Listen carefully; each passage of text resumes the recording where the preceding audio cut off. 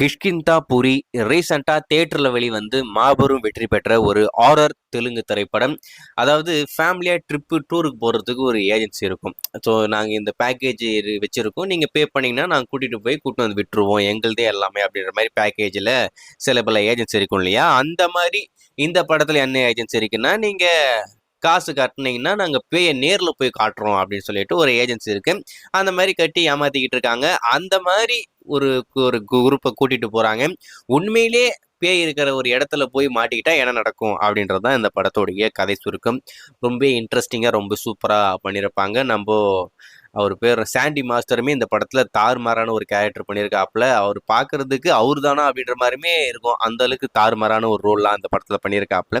படமும் மிகப்பெரிய வெற்றி. இந்த படம் இப்போ ஜீ5 ஓடிடில அவைலபிள் இருக்கு. ஆனா ரசிகர்களுக்கு ஏமாற்றம் என்னன்னா தமிழ் அப்படி இல்லை அப்படின்றது மட்டும்தான். இப்போ ஃபைனலா இந்த படத்தை நம்ம தமிழ் அப்படில பார்க்க போறோம். நாளைக்கு எக்ஸ்க்ளூசிவா ஜீ5ல இந்த படத்தை தமிழ்ல ஸ்ட்ரீம் பண்ண போறாங்க. ஜீ5 தரப்புலே அபிஷியல் அனௌன்ஸ்மெண்ட்டுமே கொடுத்துட்டாங்க. இப்போ இந்த கிஷ்கிந்தா பூரி தமிழ்ல உங்களுக்காக நான் கொண்டு வரோம். தமிழை பார்த்து என்ஜாய் பண்ணுங்க அப்படின்னு சொல்லிட்டேன். நாளைக்கு ஜீ5ல வரப்போது ஃபேமிலியா இந்த படத்தை ஜீ5ல பாருங்க. சூப்பரான ஒரு படங்க, தரமா இருக்கும்.